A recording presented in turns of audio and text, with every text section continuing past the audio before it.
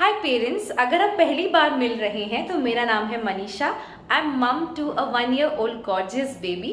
और पिछले 1 साल से मैंने जो भी सीखा है, समझा है, रिसर्च किया है about baby development and growth, मैं आपके लिए लेके आई हूँ through my channel, so that together we can learn and enjoy a blissful parenthood and a blissful motherhood. आज के वीडियो में मैं आपको बताऊंगी कि 0 to 3 months के बेबी को सुलाते वक्त ऐसे कौन से मिस्टेक्स हैं जो पेरेंट्स कॉमनली करते हैं, जिसके वजह से बच्चे को सुलाना हो जाता है बहुत ही मुश्किल। और साथ ही में मैं बताऊंगी आपको कुछ बहुत ही सिंपल सॉल्यूशंस जिससे आप ये मिस्टेक्स करेक्ट करते हैं। कि अगर आपको मेरा ये वीडियो अच्छा लगता है तो इसे लाइक करें एंड मेरे चैनल को सब्सक्राइब करें ताकि आपको टाइमली नोटिफिकेशंस मेरे वीडियो के मिलते रहें। Plus, if you have any suggestion on any topic that I should cover for you, तो प्लीज़ उसके बारे में कमेंट बॉक्स में कमेंट करें। First of all, many congratulations for becoming new parents. You must be feeling so happy and also sometimes very stressed कि baby सो क्यों नहीं रहा। Sometimes baby sleep can be a mystery to you. But मैं आपको बताऊंगी ऐसे babies के 4 characteristics which are actually scientific in nature, जिसको जानने के बाद you will no longer feel helpless and would be well equipped to handle any sleep related problems. So first characteristics is babies का कोई स्लीप शेड्यूल नहीं हो सकता between 0 to 3 months। वो लोग अभी अभी आपके कोख से आए हैं and they have no recognition of day and night, they don't have a body clock, so parents don't go for it. Secondly, babies का स्लीप इस ड्यूरेशन में मैक्सिमम टाइम हल्की नींद वाली फेज में या फिर रैपिड आई मूवमेंट फेज में रहता है। To know more about this, please watch my video जिसका लिंक मैं डिस्क्रिप्शन बॉक्स में शेयर कर रही हूँ। Third, just like adults, babies also have a sleep cycle. Their sleep cycle is for a period of 1 hour, जिसके and में उनकी नींद कच्ची होती है। आपने ऑब्जर्व किया होगा कभी कभी बेबी स्माइल करते हैं नींद में या हल्का सा रोते हैं।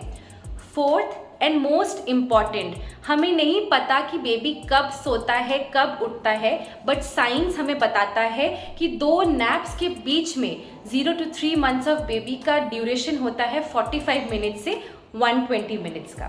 सो पेरेंट्स, ये 4 बेसिक स्लीपिंग कैरेक्टरिस्टिक्स जानने के बाद आप इजीली इसे रिलेट कर पाएंगे मिस्टेक्स के साथ जो मैं डिस्कस करने वाली हूँ। So first mistake is missing out on your baby sleeping cues.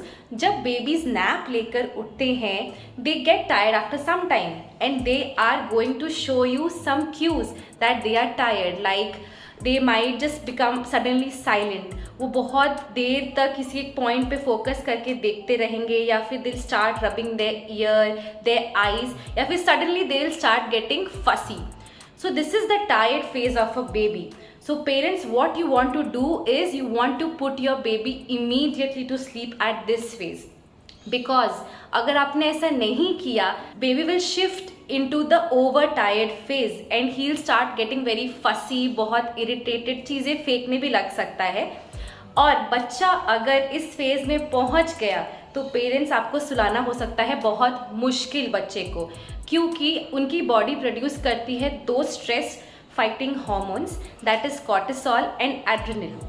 And जब ये हॉर्मोन्स प्रोड्यूस होते हैं then babies become very alert and very agile and they just can't sleep. And if you become successful in making them sleep, they are not going to sleep for a long duration.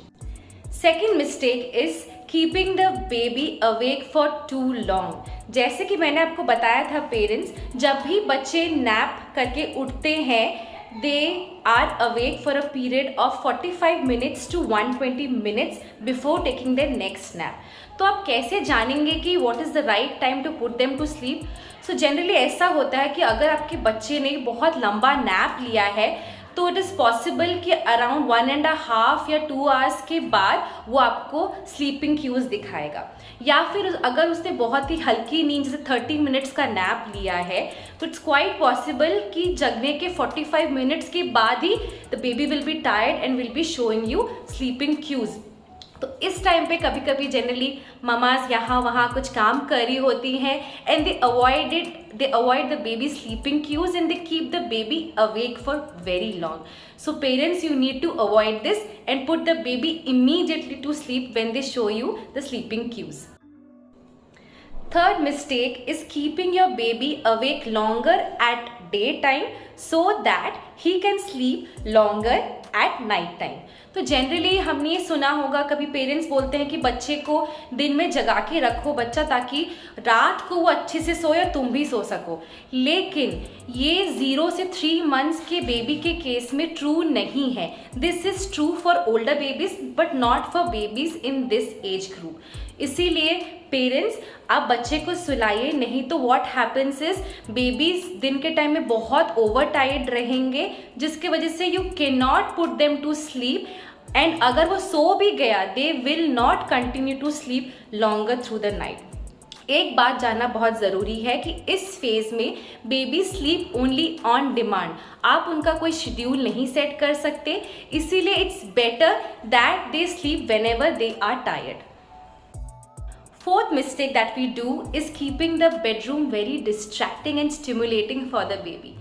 I know हम parents को बहुत अच्छा लगता है कि बच्चे के crib में बहुत सारे खिलौने लगाए, वॉलपेपर्स लगाए, बलून्स लगाए, म्यूजिक चलाए, but do you know it can be very stimulating for a baby who is so curious at this age group, and as the result वो सो नहीं पाते।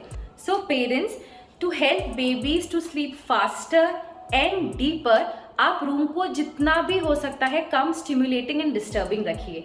इसको अचीव करने के लिए आप ला सकते हैं 2 major changes. First of all, room को जितना भी कोशिश कर सकते हैं डार्क रखिए। ऐसा क्यों? जनरली जैसे कि मैंने बताया था, बेबी साइकिल में सोते हैं। Towards end of each cycle, that is approximately 50 minutes to 1 hour, baby हल्का सा जगते हैं, वो आहट करते हैं, एंड अगर वो भूखे नहीं हैं and they not tired, they go back to sleep after just waking for a little moment. अगर इस दौरान रूम में रोशनी होती है, उनको दिखता है इतने सारे खिलौने, they get stimulated and disturbed and they wake up. So parents, keep the room completely dark. Second change that you can bring is to keep the environment as quiet as possible. Now I know it sounds ridiculous, it's not possible, क्योंकि आपको घर में कितने सारे काम करने हैं, पूरा क्वाइटनेस आप कैसे मेंटेन करेंगे, but there is a hack to it जो मैंने खुद अपनाया था। My doctor had recommended it, that is using white noise in the room. So white noise is a noise that can be of a rainfall or waterfall or radio static, जो कि और बाकी सारे नॉइज को आपके room में cut करता है। तो मैं वाइट नॉइज के लिए कोई अलग से इंस्ट्रूमेंट नहीं खरीदा था। आई यूज यूट्यूब में वीडियोस और अमेजन म्यूजिक में म्यूजिक लिंक, जिसका मैं लिंक डिस्क्रिप्शन बॉक्स में आपके लिए शेयर करने वाली हूँ।